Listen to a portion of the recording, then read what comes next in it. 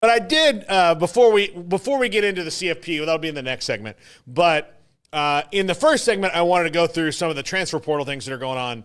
Garrett, our favorite schools are reloading a lot. They are a lot in the portal, and I'm here to tell everybody who's excited about the portal right now, you have to temper that excitement. Yep, you have to absolutely temper that excitement because there are things that you should look for in the portal and things that you should do. And what I can just tell you, what I've seen a lot of people do is they pick potential over production, and it hurts them. Mm-hmm.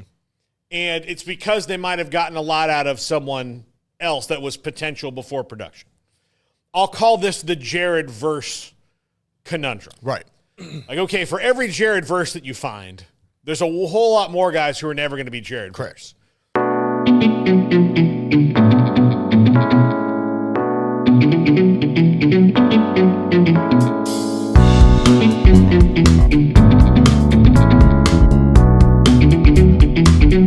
But you could make the mistake of thinking, I can make anyone Jared Verse, when you're like, well, no, that's Jared Verse. Hence Hugh Freeze in this quarterback situation in Auburn this year. Yes, exactly. Okay. So Hugh Freeze thought, like, oh, look, Caden Salter had this problem at Tennessee. We'll take him at Liberty. We'll push him full of propaganda and, all this stuff. We're all about rebounding because that's why Liberty hired me, Hugh Freeze. Yep. Because that and, my transgression, not as weird as the guy who's running this place. But so, okay, I do it with Caden Salter. Oh, I'll get Peyton Thorne from Michigan State. Okay. Receivers generally don't run away from quarterbacks that are going to help them get to the league. Not at all. They gravitate towards them. And if you see a receiver leave a good quarterback, it's either because they're stupid and chasing just the money, or they leap from quarterback to quarterback. Correct. So I went from Justin Fields to Jalen Hurts kind of a thing. Mm-hmm. Like, that's what I did. Right. I just went and took some money, but my quarterback situation's better either way. And that's what I call a smart person. Like, look, I'm going to get money wherever I go, but I got to make sure that if I want to make money past this year, I'm going to be playing with a good quarterback. Yep. Yeah. Nobody was running like I was. That's why I was shocked that they got Cam Coleman. And that's the question. Look, if you have a recruitable receiver in your family, if you have someone like that, the question you have to ask is, what's the run of quarterbacks at the place I'm committing to look like? What does the quarterback coach look like? Are the receivers, catching a lot of passes? Mm-hmm. Are they distributing the ball? Is the best receiver they had just a unicorn that, came out of nowhere and caught 100 balls and everybody else caught 9? Right. Those are the questions they got to ask. And I think sometimes you don't. I think that you look. And so I also think that a lot of that, too, is you let outside influences impact your decision. Oh, yeah, for sure. For sure. That is absolutely true. But yeah, I think that what you'll start to see in the transfer portal in the post-revenue sharing era is probably a lot less because people will have signed contracts. There'll be some. Well, I would. I know if I was, and I don't know if you can legally do this. This might be where the employee and yada yada comes in. But if I'm somebody running an NIL collective, I would like to be able to find a way to, when I sign you to at least a 2-year contract. That way I know for sure I'm getting at least 2 seasons out of you. Now, I don't know if that's something that you would have to see you become employees or how a union would impact that. But that's what I would like to see if I was an NIL collective doing this, pursuing somebody. Yeah. Yeah, I would. I mean, you just have to be smarter about it. Now, look, and I'm going to talk about FSU for a second here just because it kind of makes the most sense for the extremes of it. They dominated the portal for 2 years. They did. Dominated it. And then last year, if you really look at what they got out of the portal, it was potential and not production. Now, if you look, they're getting the whole they're going to have a whole new offensive line except for one player, I think, and it's all guys who have had a lot of experience and played in offenses that have run the ball and not given up a lot of sacks. Right. They're bigger guys. They've gotten way bigger on the defensive front. You know, when they went and got wide receivers, they got guys with receptions. You know, which I don't understand why they didn't apply that, because when they went out and got, like, Johnny Wilson was potential because he had been injured so much.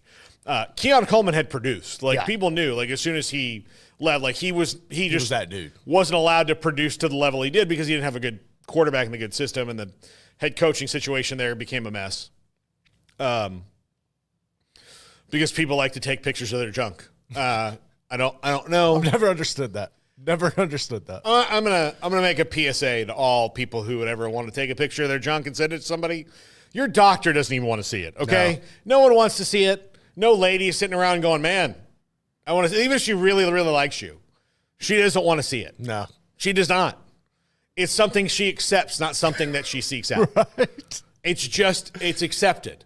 Okay, I like men so that when we copulate, I'm going to have to put up with this thing. But they don't sit around thinking about it all day. No. They're different. A little different. Yeah. No one wants to see it. No one. No one wants to see it. So no one wants to hear you touch it either. Like, they don't.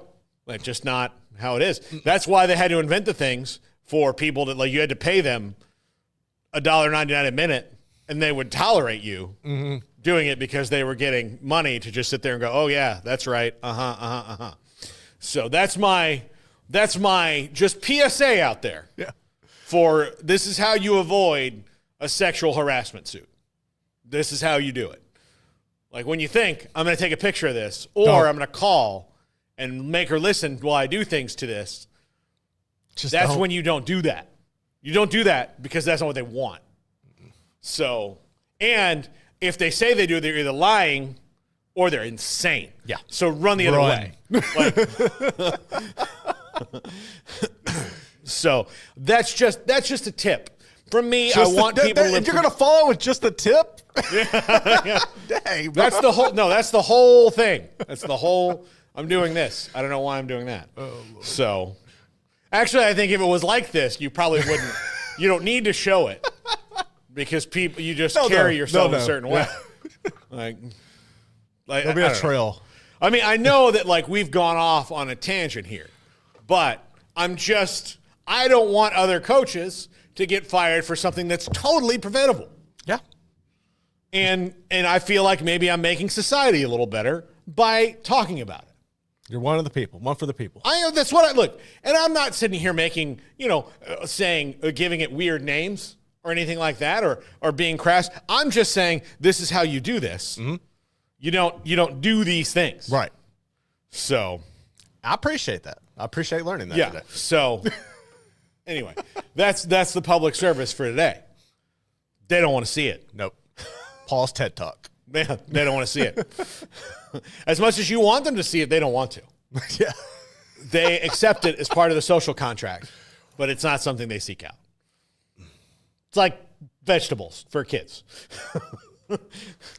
I get that. They accept it. They don't seek it out. They don't like it. That may have been the worst way to compare those two things ever, but still. Also, don't do it then either. That's even worse. He's trying to find the exit.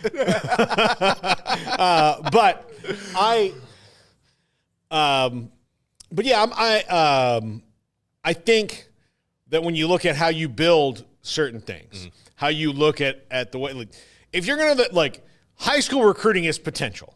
Maybe getting a guy that is a freshman that hasn't played, that redshirted, it's kind of like high school recruiting plus. Right.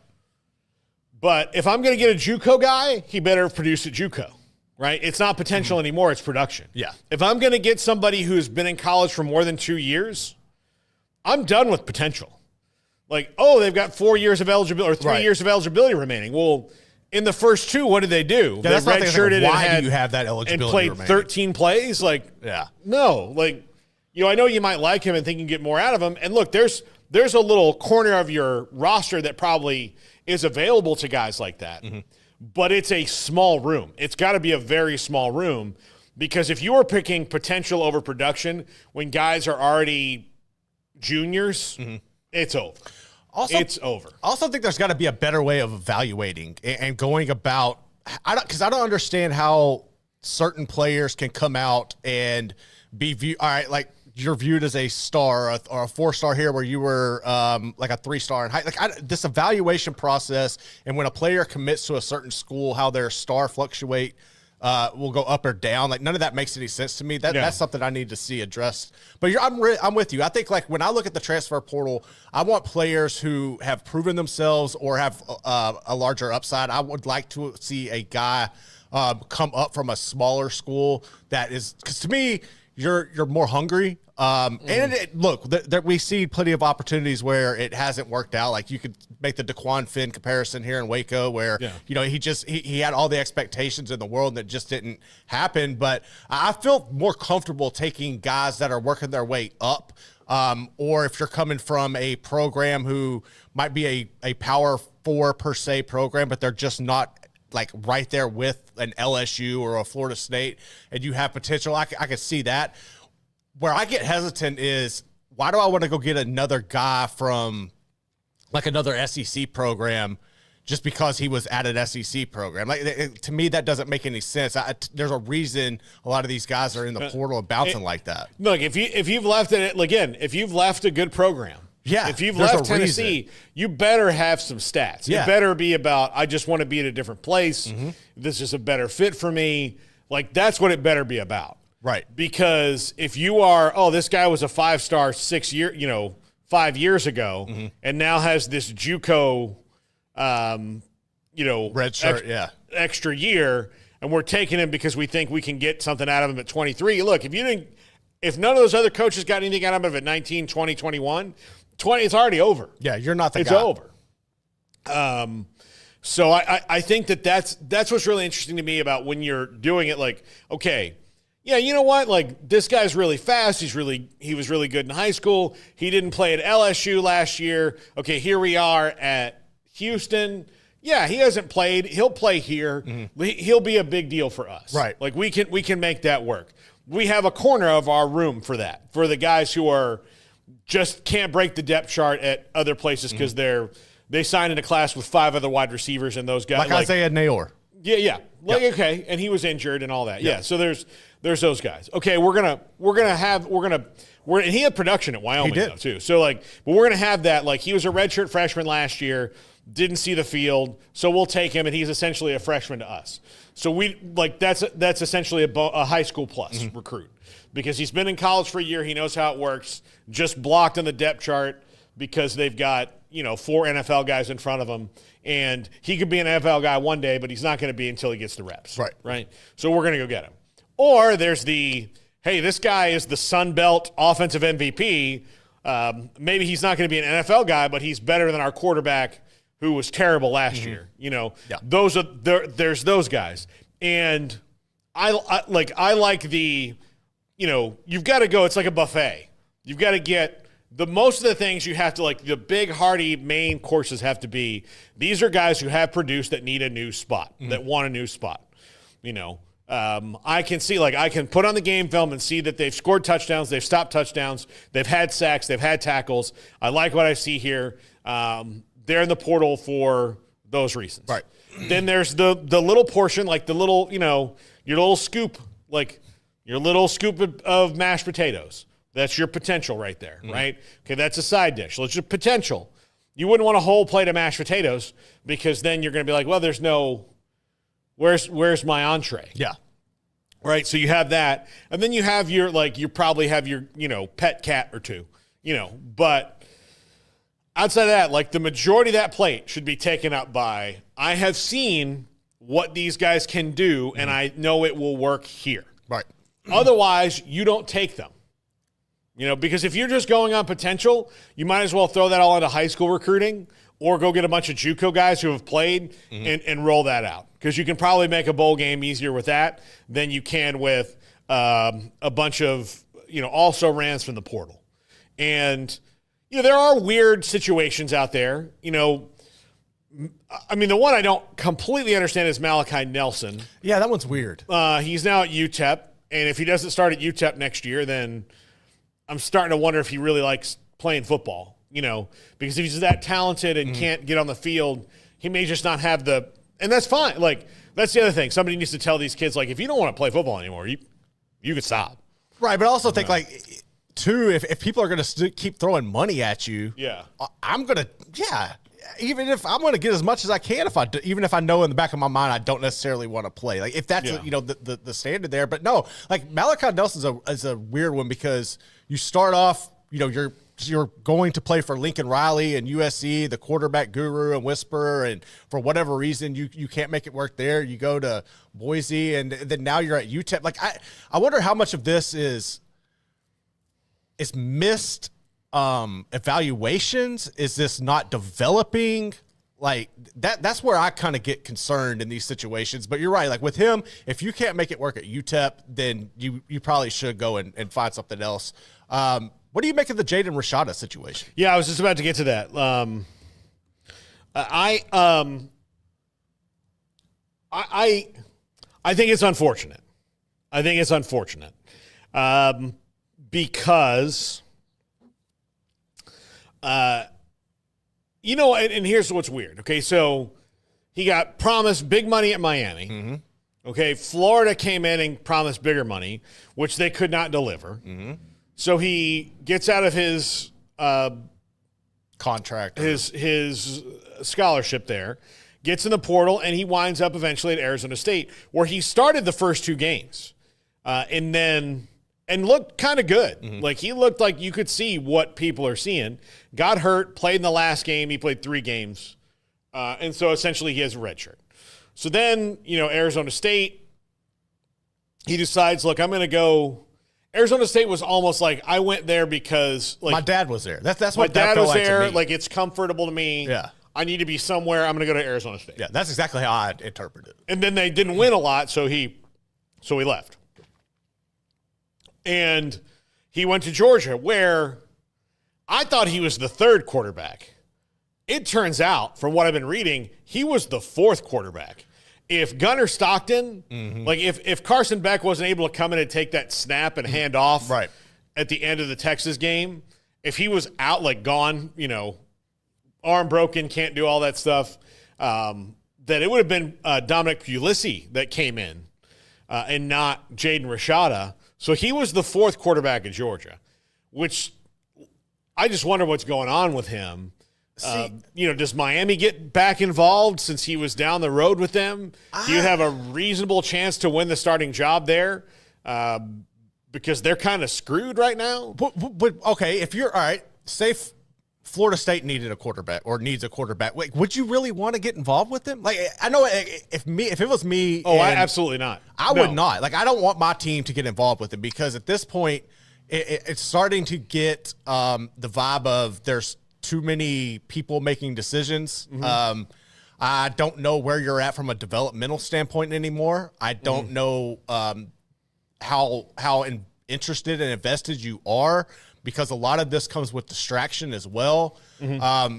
The crazy thing is, like, it's weird from a recruiting standpoint or covering recruiting, because you see these people who have all this talent in the world and they just can't make it work for whatever reason. And I think I always go back to Bear Alexander, because I feel like he's got so much talent, but there's so many outside factors there hindering the full potential. And I kind of get the same vibe with Jaden Rashada.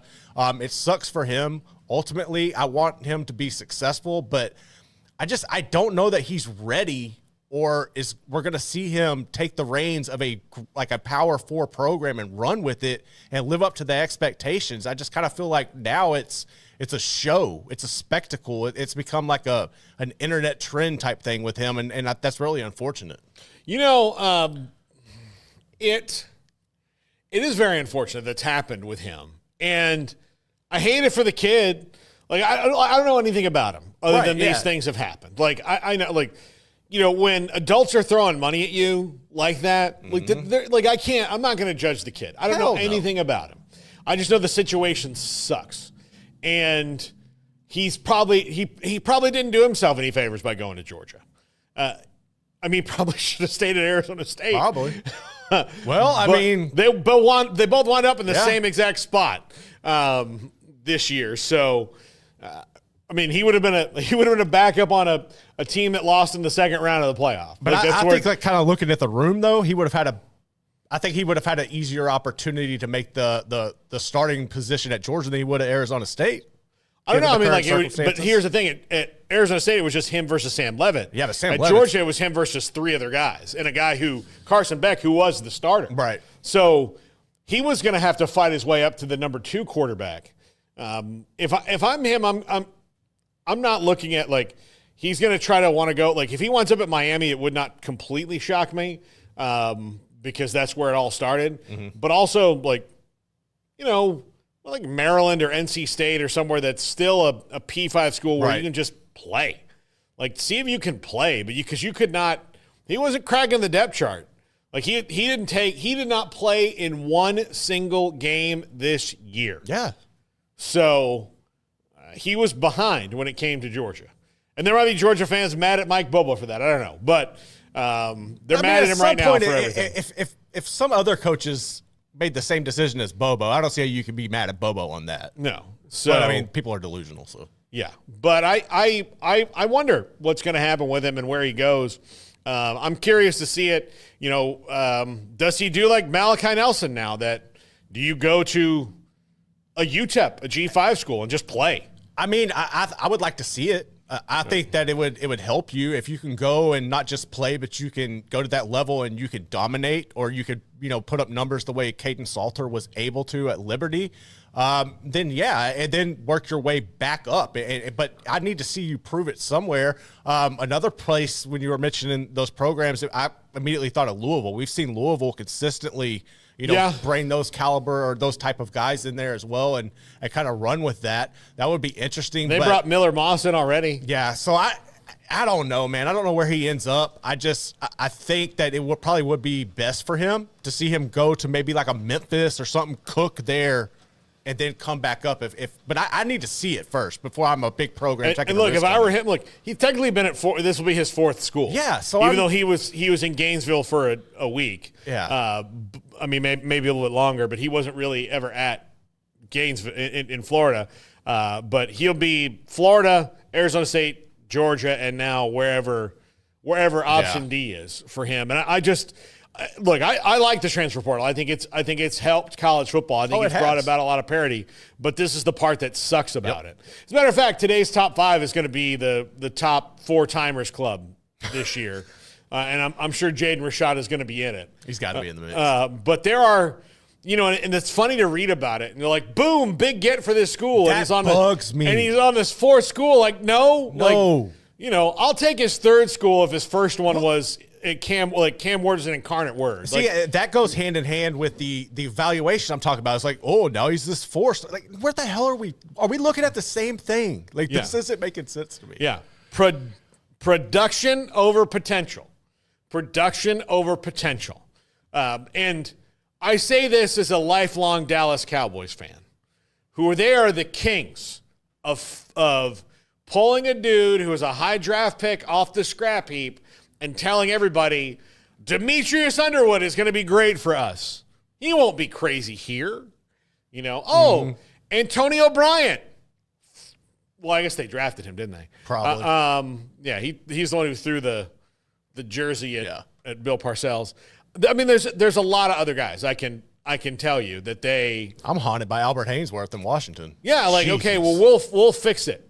Albert Haynesworth actually played okay at time. Well, I don't know. He kind of given up by then. He'd given up. Yeah, he'd kind of given up by then. But he had some production. His problem was just the stomping. And then it was the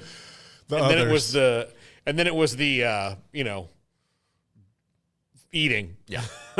So I'm of the belief that you go production over potential because in the NFL, the Cowboys in free agency, they very rarely go for potential, like for production. Mm-hmm. They'll go for potential on a 1-year deal, and sometimes it pays off. Like Malik Hooker is playing for them now. He's played great for the whole time he's been there. Right. He's been healthy. He's been great. Okay, that's awesome. They've got like for every one of those guys, there's like a bunch of other guys that, Like they were the team that signed Martavis Bryant, and had him on the practice squad and waited. Like they do that all the time. But have any of those guys helped you win anything? No.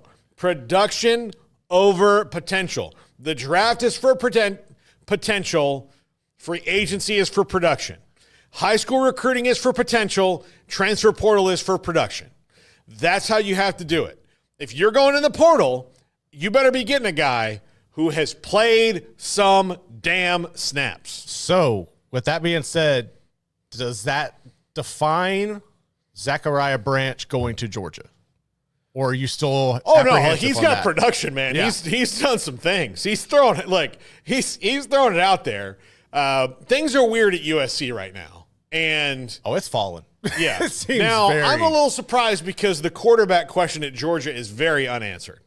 But they desperately need playmakers. But they definitely They got honestly exposed. they could get rid of most of the guys they had right now from this year and not miss a beat with whoever they're going to bring in. House. So he will be the numero uno in spring. Like there's no doubt that they're going to try to build the playmaking wing of that offense around Zachariah Branch. It reminds me of Matthew Golden going to Texas. Like that same kind of, you can go in, you've had the production, you can see it, you put him in that system. Yeah, it's a good move.